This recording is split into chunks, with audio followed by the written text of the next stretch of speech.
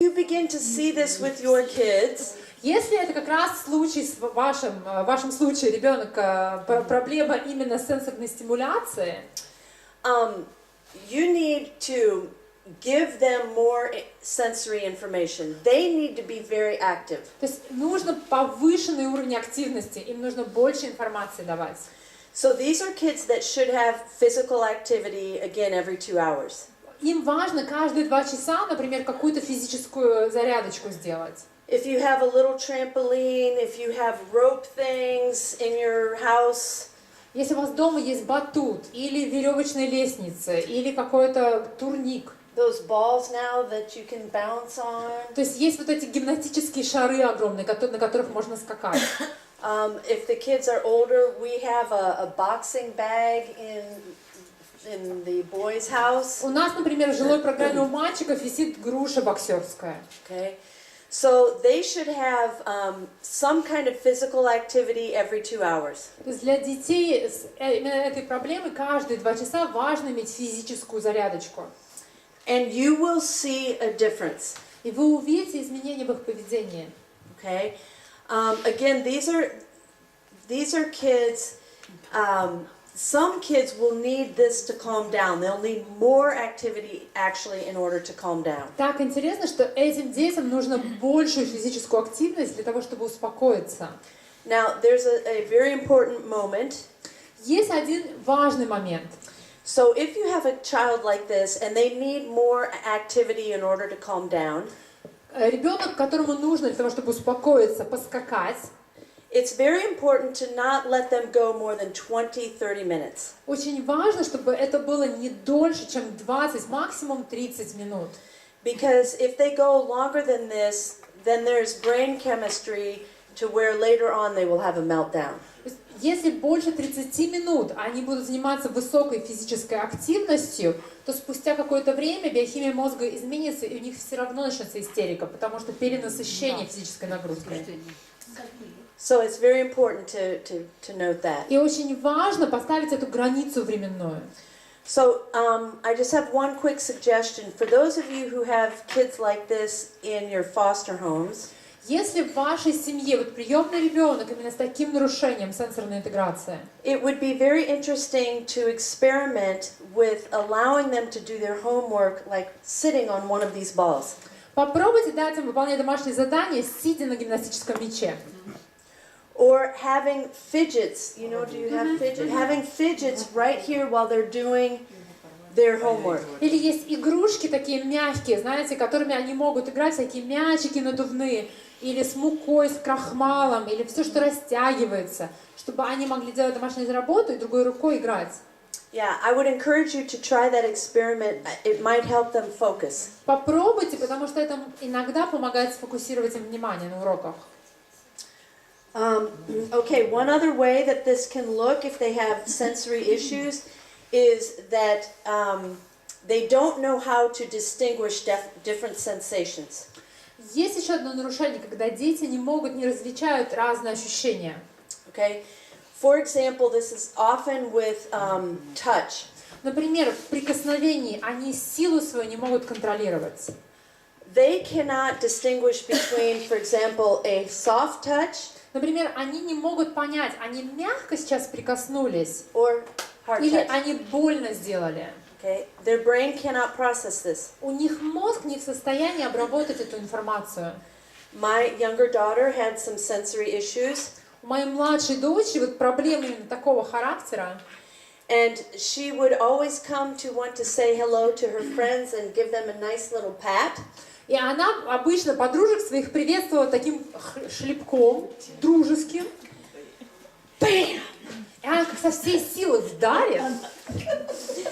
And of course this made her little girlfriends very angry. И она когда была маленькая, все девочки вообще они ненавидели ее, не хотели с ней дружить. And she couldn't understand why. А она не понимала, я как все же делаю. And I had to explain to her that she really could not tell the difference. А она реально не могла понять, ей казалось, что она очень слегка прикоснулась. You have a story about the rabbit or somebody that was, yeah? Oh, it's not a rabbit. У нас просто в пристани в Курске была девочка, которая пришла когда из детского дома, она вешала, например, полотенце на крючочек и вырывала с мясом из бетона вмонтированный крюк, понимаете? Она выламывала ручные, вот из дубовой двери она выломала ручку, она просто закрывала дверь, и она вот с этой ручкой стоит, типа... И она когда здоровалась за руку, это просто, то есть ты смотришь и думаешь, что сейчас рука отвалится просто. Она вообще, она смотрит на тебя и не понимает, что. И они вот все потом приколачивали и говорили, пожалуйста, не трогай, ничего не вешай, посуду не мой, потому что они вообще первое время не могли контролировать это вообще никак, у нее разруха была везде. Again, it's a neurological problem, not a behavioral problem. И очень важно, чтобы вы понимали, что это не проблема с поведением, не нарочно человек это делает, не специально, а это неврологическое нарушение. But when we don't understand this and we see all these behaviors and we begin to discipline them and send them to the principal's office. А мы думаем, что это проблема с поведением, они нарочно это делают. И мы их начинаем наказывать, учителя отправляют детей к директору, к завучу, к классному руководителю обращаются, к родителям, чтобы что-то сделали. Can you imagine their life? Только представьте себе их жизнь. Can you imagine what they think about these messages?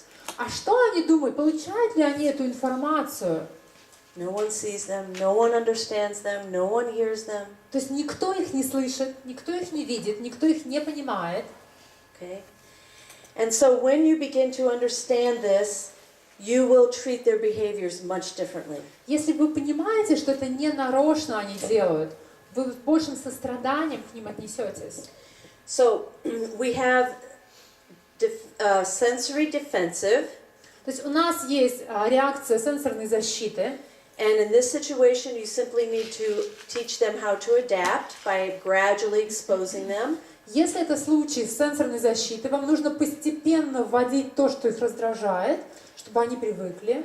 If they're sensory seeking, you need to give them more physical input. Если у них именно сенсорная стимуляция, то им нужно больше дать выход энергии. If they have sensory indiscriminate, you need to teach them how to discriminate. Если они не могут распознать силу своего прикосновения, например, вам нужно научить их, как им можно понять, сильно сейчас что-то они сделали или нет. And this is simply how we would teach, like my daughter. То есть как мы свою дочь учили этому? It's very simple. Очень просто. Give me a soft pat. То есть, например, мягко прикоснись ко мне. But she couldn't do it, so I will do it first. То есть сначала я к ней прикасалась, объясняла, вот это мягкое прикосновение. And I would go, here's soft. Вот это мягко. Give me soft. Ну вот ты теперь попробуй мягко. Give me hard. No, it's not soft. Нет, это не мягко. Звук слышишь какой? This is soft. Вот мягко. Try again. А теперь еще раз. Better. Ну лучше. Here's soft. Вот смотри, вот мягко. There, that's great. Вот, правильно. Here's medium. А вот это среднее прикосновение. And like this. Very simple. То есть просто вы показываете и объясняете разницу. And not one time. И не один раз. Because her body, her brain needs to become used to this. Ее мозг должен привыкнуть к новому. So I need to teach her all the time, over and over again. Постоянно, многократно повторяю одно и то же с ней.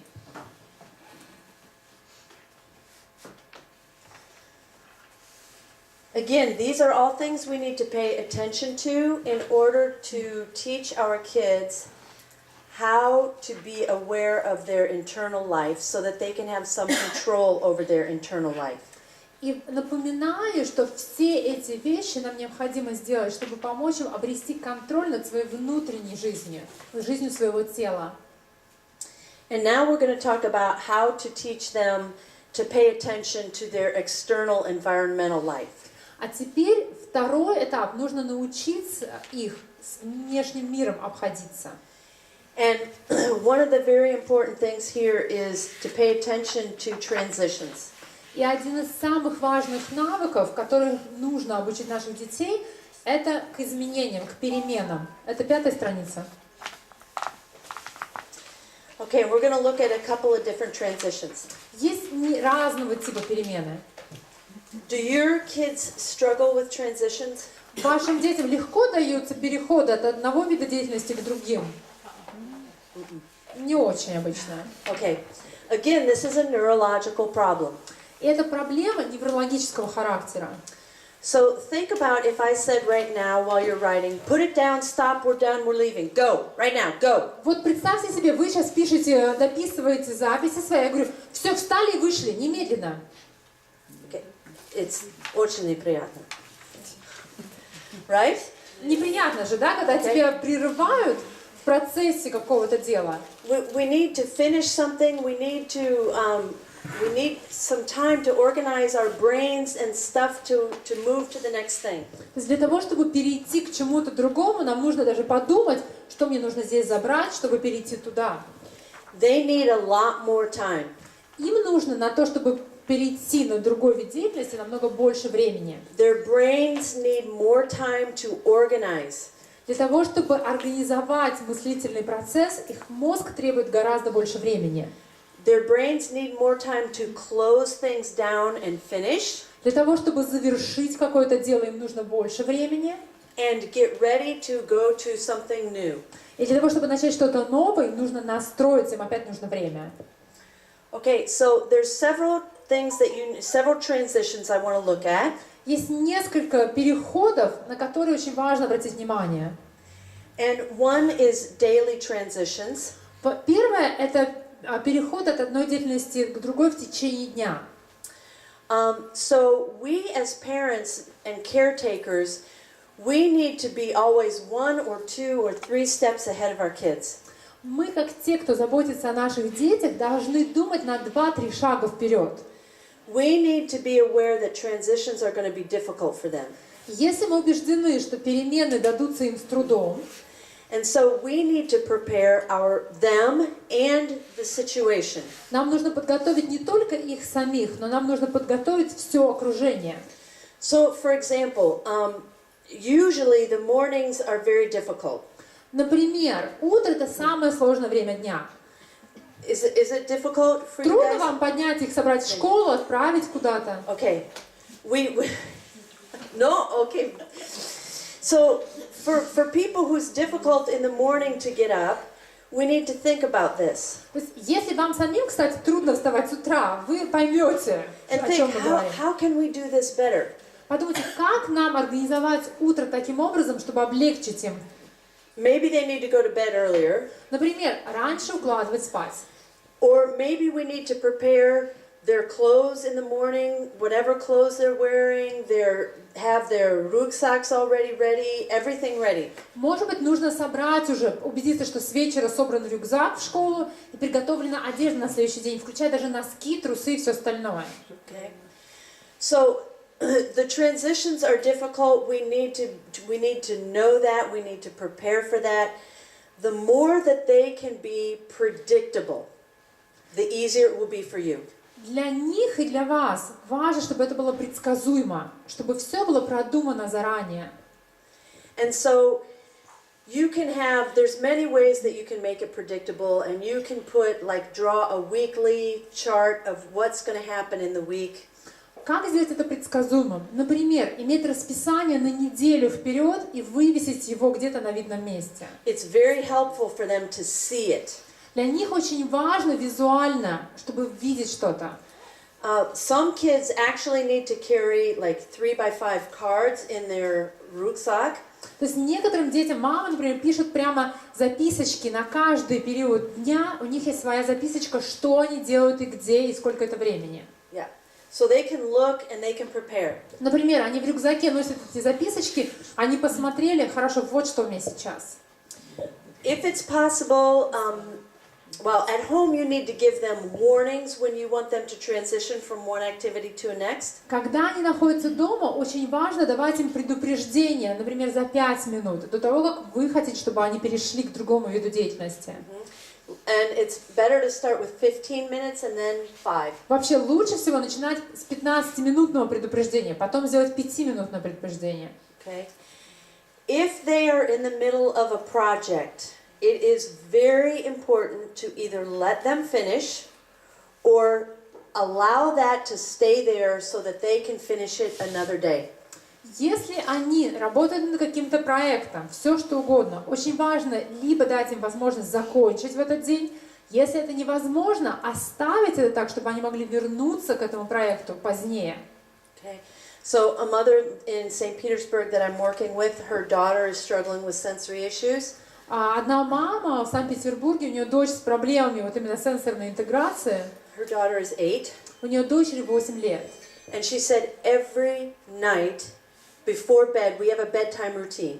То есть у нас перед сном, перед тем, как укладываться спать, у нас есть рутина. And while the mother is cleaning up the dishes, the kids get to go play in their room. Например, мама там убирается после ужина, моет посуду, дети готовятся ко сну. And the daughter loves Legos, and she's always building something with Legos. И для дочки ее это время, когда она лего собирает. And the mother comes in and says, okay, it's time now to get your pajamas on and brush your teeth, and we're going to bed. И мама, например, подходит к девочке и говорит: время давай, заканчивай лего, одевай пижаму, чисти зубы, в кровать. We need to clean up the Legos. Давай, все, убирай все в ящик. The mother is like me, she needed to be in control, and everything every night needed to be clean. То есть вот я такая же, как эта мама. Мне нужно, чтобы был идеальный порядок во всем доме перед тем, как мы ложимся спать. Все должно быть на своих местах. And she said, every night this girl throws a fit. И она говорит, и каждый вечер у нас скандал. And I said, well, just tell me more about it. Я говорю, подожди, а с чем связан скандал-то? And it turned out that the daughter was always in the middle of building something. И вот получается так, после ужина ей дали время, она пошла строить там замок или какой-то проект из Лего. And she never got to finish. И ни разу ей не дали закончить. Ни разу. Because they needed to take it apart and put it away. Потому что нужно разбирать на запчасти и убирать все в коробку. And the mother said, you can build it tomorrow. И мама говорит, ты завтра можешь построить. No, she couldn't. Так нет, ей все равно не дадут закончить-то и завтра. Because she could not remember, her brain couldn't remember what she had done. А проблема еще такая, что она на следующий день не помнила, как она построила и дошла до этой середины-то. Can you imagine how frustrated this little girl was? Представляете, до какого коления довела мама эту девочку уже к этому моменту? And I said, let her either finish or keep it there and let her finish tomorrow. И я мамочке предложила, я говорю, либо дай ей закончить, дай ей столько времени, чтобы она построила что-то до конца, либо оставь на следующий день, она продолжит и закончит. And I could see the mother. А у мамы такая внутренняя битва идет. And I said, I understand you perfectly. Я говорю, слушай, да я тебя понимаю, мне тоже нужен порядок перед сном. I said, it's more important to let her finish and keep it on the floor. Я говорю, ты знаешь, ты увидишь результат, если позволишь этому остаться на полу один раз. So we need to think about, it's very important to either let them finish or keep it there so they can finish it tomorrow. Для этих детей важно либо закончить это до конца, довести, либо оставить, чтобы они могли закончить на следующий день. Yeah. Even more so for these. То есть для любого ребенка это Yeah. важно, но для этих это критически необходимо. Yeah. Okay, and so daily transitions, we want to give warnings, we want to try to be predictable.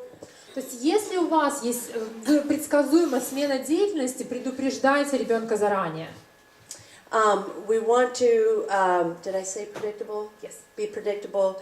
We want to prepare them. Очень важно готовить ребенка к этим переходам. Especially if there's going to be something new. Особенно если что-то новое, вы знаете, будет. They need to know ahead of time. Им нужно заранее об этом сказать. Okay, there are also weekly transitions. Есть еще смены деятельности еженедельные, не в течение дня, а в течение недели. Okay, usually Fridays are very difficult and Sunday nights are very difficult. Самые сложные дни — это пятница вечер и воскресенье вечер. Okay, so there's a whole new routine that they need to get ready for. То есть это совершенно иной распорядок дня в эти дни, чем в другие. Okay, so again, you need to think this through. They have been on one routine all week in school. Представьте себе, у них в течение школьной недели 5 дней один и тот же график. And for them to organize their brains, to sit, to focus, takes so much more energy. И для них огромное количество энергии им пришлось потратить на то, чтобы сидеть каждый день в классах, сделать домашние задания. And now they're going to have to learn another whole routine for Saturday and Sunday. А на субботу и на воскресенье совершенно иной распорядок дня. There are different rules at home than there are at school. Во-первых, дома и в школе разные правила. There are different people that they have to adjust to. Другие люди, с которыми им нужно контактировать постоянно. Everything is different. Все меняется. And they only have 48 hours. И у них всего есть 48 часов, чтобы к этому привыкнуть. And then on Sunday night they have to get ready again for the whole next week. А в конце этой недели, в воскресенье, им нужно опять готовиться к тому, что будет все по-другому в школе. Okay? Our kids are exhausted. То есть дети просто без сил обычно. Okay? And so we need to just make our weekends as predictable as possible. We need to let them know what is going on. И нам нужно, чтобы предсказуемыми были выходные, чтобы дети знали, что будет происходить в выходные. Yeah, and to prepare them as best we can for new things. Подготовить их к каким-то новым вещам заранее. Okay, the last transition, again, is a life transition when they are going out on their own. Какой еще бывает переход? Переход к самостоятельной жизни, когда им нужно жить отдельно. And depending on what their situation is going to be, this is usually 9 months. This is a several-month preparation. И обычно в среднем нужно 9 месяцев, чтобы подготовить ребенка к жизни отдельно. It might be 6 months, it might be a year. Кому-то может потребуется полгода, кому-то год, кому-то 9 месяцев. В среднем 9 месяцев. So at the harbor, we help the kids prepare for their actual room that they're going to go live in. Например, когда у нас дети в пристани, мы помогаем подготовить комнату, куда они будут переезжать. If they want us to, we'll actually help them do the remont. То есть, если дети разрешают, мы вместе с ними, например, даже ремонт сделаем в этой комнате. We help them learn how do you buy the curtains, how do you buy wallpaper, how do you buy paint. Мы вместе с ними помогаем им. Мы идем в магазин и рассказываем, как покупаются обои, как заказываются занавески, как клеятся эти обои. We make sure that they're comfortable with the region that they're going to live in. Мы вместе с ними ходим по микрорайону, чтобы они узнали этот микрорайон. For many, it's a completely new region. То есть для многих из них это совершенно новое место, где они до этого не были. When we were first starting the program, it was very important. The kids didn't even understand that they were going to have to pay bills. То есть, например, когда дети переезжали из детского дома к нам в жилую программу, они понятия не имели о том, что такое коммунальные платежи. Okay. So they didn't even know, what is this thing that's coming? What does it mean? И они сказали, а что это вот за белая бумажка в почтовом ящике лежит? А это что вот эти цифры значат? Throw it away. И они выбрасывали, они думали, что это мусор, что это реклама какая-то. And so you have to teach them these very elemental things. И нужно этим навыкам элементарным жизни самостоятельно научить детей. Where do you go in that region to pay that bill? Где в этом микрорайоне банк, в котором можно оплатить счета? How do you live normally with соседи? Как устанавливать отношения с соседями, если это коммунальная квартира? How do you regulate yourself when the lady you're paying the bill to is very mean to you? Например, как вести себя, если тебе хамят в банке, ты пришел платить счета, а тебе хамят в ответ? Как себе реагировать на это? Okay, all of these things are very important to help them in their transitions. И детям важно подготовиться к этому переходу. Okay. One thing that I think is very important also, that if you haven't done, I recommend that you do, is to start like a life book with them. Если вы еще не делали этого, очень важно сделать книгу жизни с ребенком. So that they have a coherent story of their life. Книга жизни представляет собой рациональную историю их жизни. If you have photographs, put photographs. Если у вас есть фотографии из их прошлого, вклейте эти фотографии в эту книгу жизни. And start it from their birth. Если есть с рождения какие-то фотографии, вклейте их в эту книгу. If you have no pictures of them or of their orphanage, draw one. Если у вас нет фотографий их личных или детского дома, вы можете нарисовать по их воспоминаниям что-то. Have them draw it, I mean. Пусть они нарисуют свой детский дом. And begin to fill it in from the memories that they have or that you have with them. Записывайте в эту книгу жизни те воспоминания, которые появляются у них. У них постепенно будет возвращаться память, поэтому записывайте эти воспоминания вместе с ними в эту книгу жизни. It's very important for them to have a coherent story. Для них очень важно иметь вот эту историю своей жизни, что они не только сейчас живут. For all of us, it's important. На самом деле это важная вещь для каждого из нас. If there are holes in their memory, leave open pages so they can fill them in later. Если есть какие-то темные пятна в их памяти, они не помнят какие-то периоды своей жизни, оставьте пустые страницы в этой книге, чтобы они могли позднее, когда вспомнят, они могли вписать эту страницу. Okay, so next is a chart here in your book. В вашей книге Somewhere. на странице 7 есть вот такая таблица. Okay, so we're going to do like a 15-minute exercise and then we'll take a break. У нас сейчас на 15 минут вот это будет домашнее задание вам, а потом у нас перерыв после этого. Okay, so what I want you to do is we have talked about several different things that we're going to pay attention to with our kids. And we're going to understand that their behavior is not necessarily the problem, but it's a neurological issue. Мы с вами только что вот поговорили о том, что есть несколько важных моментов в жизни ребенка, и его неправильное поведение не всегда связано с намеренным, да, непослушанием, это неврологические проблемы, поэтому очень важно научиться замечать. Maybe it's their hydration. Может быть, это вопрос уровня жидкости в организме. Maybe it's food. Может быть, вопросы с едой. Maybe they're angry. Может быть, они не могут контролировать свой гнев. Maybe they're lonely. Одиночеством не справляются. Maybe they're tired. Или уровнем усталости, они не могут оценить его правильно. Maybe there are sensory processing issues going on. Может быть, у них проблемы с сенсорной интеграцией. Or maybe they're dealing with some kind of transition. Или у них сейчас время, когда им нужно подготовиться к какому-то изменению в своей жизни. So if you are completely confused about what's happening with a child, если вы вообще не понимаете, в чем причина поведения ребенка неправильная, and you fill this chart out for a week, и в течение недели вы будете заполнять вот эту таблицу, so it's very simple. What is the misbehavior? What time and day? And what were the circumstances? И вот этот дневник поведения, вот что неправильно было в поведении ребенка, записать время и дата, и при каких обстоятельствах это произошло. And you will begin to see patterns. И вы увидите некий пример, образец. Они ведут себя одинаково примерно. And you will begin, if you think through this grid, you will be able to address what is really going on.